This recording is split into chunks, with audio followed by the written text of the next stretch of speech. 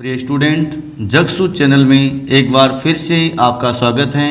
आज मैं आपके लिए राजस्थान के वाद्य यंत्र के साथ आपके सामने प्रस्तुत हूँ।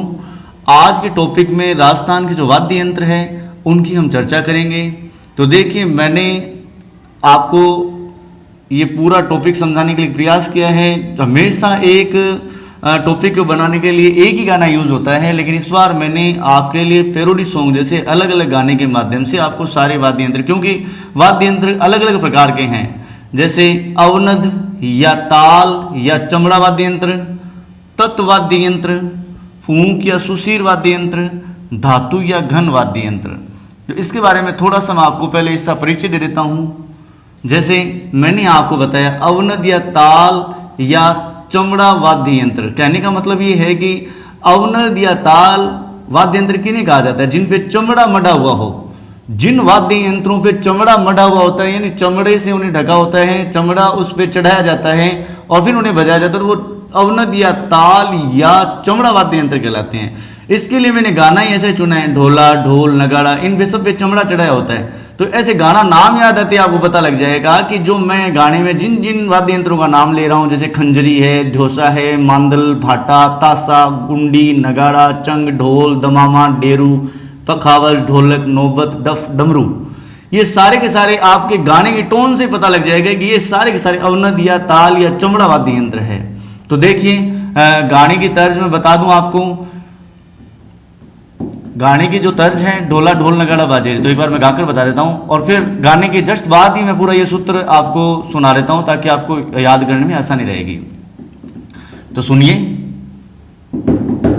खंजरी, दोसा, मांदल, भट्टा, तासा रे, कुंडी, नगाड़ा, चंग, ढोल, दमामा, डेरू रे, पखावज, ढोलक, नौबत, डफ, डमरू, ये सभी अवनद या ताल या चमड़े से मढ़ा वाद्य यंत्र। अब नेक्स्ट वाद्य यंत्र है तत्व वाद्य यंत्र। तत्व वाद्य यंत्र वे वाद्य यंत्र होते हैं जिनमें तार लगे होते हैं, यानी जिन तार होते हैं उन्हें छूने से उनमें आवाज आती है, उनमें ध्वनि बनती है। तो तत्व वाद्य यंत्र वे समस्त वाद्य यंत्र जिनमें तारों के माध्यम से उन्हें बजाया जाता है। तो आप देख लीजिए, माँ सरस्वती हैं, उनके हाथ में वीणा है, वो तार से ही बजती हैं। तो अगर आप देखिए, हमारे स्कूलों में हम और माँ सरस्वती को जब याद करते हैं तो प्रार्थना करते ही हैं। तो हे, उसका जो सॉन्ग है, जो उसका तर्ज मैंने चुना है वो इस तरह से है। देखिए, हे स्वर की देवी माँ, सुनते ही आपको याद आ गया होगा। तो इस तर्ज पे ही मैं पूरा जो ये सूत्र है उसे आगे बढ़ाऊंगा। सारंगी तंदूरा बफं, एक तारा चिकारा जंतर, सूरेंद्र दुका कुरबाज, कामाय चरावण हता, तारों के द्वारा बजे तत्वाद्य यंत्र है ये। तो इस तरह से आप पूरा गाना गाते हुए याद कर पाओगे। अब नेक्स्ट जो है वाद्य यंत्र वो इस तरह से देखिए, फूंक या सुशीर वाद्य यंत्र, अर्थात जो फूंक से बजने वाले यानी हवा से बजने वाले वाद्य यंत्र, जिन्हें सुशीर वाद्य यंत्र भी कहा जाता है। मैं आपको बता दूं, श्री कृष्ण भगवान के हाथों में सुशोभित बांसुरी हवा से बजती है। उनकी अधरों की हवा पाकर उसमें मधुर ध्वनियां निकलती है। उसी तरह से मैंने उन्हीं के ही जो संबंधित बांसुरी है उसी के जैसे सारे वाद्य यंत्र हैं। तो मैंने उन्हीं का ही गाना चुना है ताकि आपको ये ध्यान में आ जाए कि ये गाना कृष्ण भगवान का है। कृष्ण भगवान के हाथ में बांसुरी होती है और बांसुरी उनके अधरों के द्वारा बजाई जाती है। तो ऐसे में आपको तुरंत ध्यान में आ जाएगा, जो गाना है दिमाग में आते आ जाएगा कि ये सारे वाद्य यंत्र सुशीर या फूंक वाद्य यंत्र होंगे। तो देखिए कैसे हैं। ये गाना है, मैं कौन सा गाना चुना है देखिए, आपको शायद इसकी लाइंस देखकर ही पता लग गया होगा। इसका थोड़ा मैं गाकर सुना देता हूँ आपको। यशोदा का नंद लाला, ब्रिज का उजाला है। इसी तहत हम आगे बढ़ेंगे। नागफणी अलगोजा, मोर जंग सुरनाई, पूंगी नड़ तबला सहनाई मसक पांग्या बांसुरी तुरही सतारा, ये सभी फूंक वाद्य सुशिर भी कहलाए। तो सुशिर वाद्य यंत्र के बाद अगले वाद्य यंत्र धातु या घन वाद्य यंत्र, जो आपको शायद नाम सुनते ही समझ में आ गया हो। जो धातु से बने वाद्य यंत्र है वो धातु या घन वाद्य यंत्र कहलाते हैं।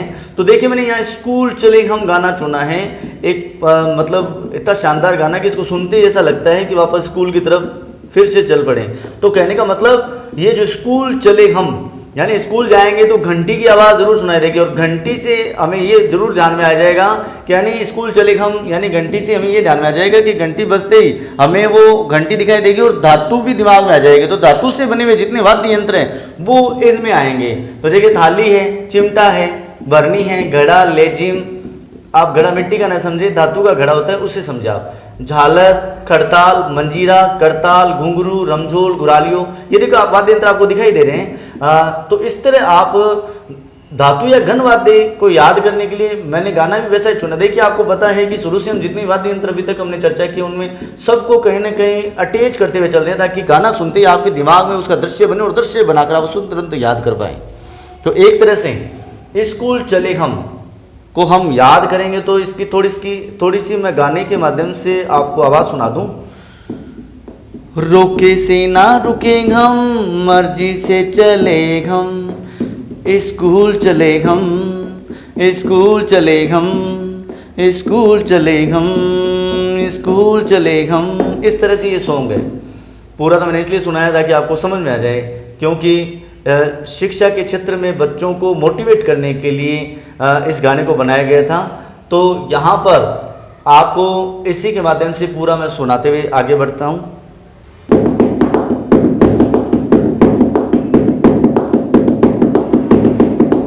थाली, चिमटा, बरनी, घड़ा, लेजिम, झालर, करताल, मंजीरा, करताल, घुंघरू, रमझोल, घुरालियो, झांझ, घंटी बजी है, धातु या घन वाद्य, स्कूल चले हम, स्कूल चले हम। तो इस तरह से आपको मैंने वाद्य यंत्रों के सारे प्रकारों के बारे में जानकारी दी और आपको कैसे आसानी से इन्हें याद करना है। उनके सब के सब गानों के मैंने पैरोडी सॉन्ग पेश किए ताकि आपको आसानी से याद हो जाए। और वीडियो के अंतिम में मैंने इसकी पिक्चर डाली है ताकि आप उसका स्क्रीनशॉट लेकर उसे आसानी से और आराम से याद कर पाओ। और वीडियो को पूरा देखने के लिए धन्यवाद।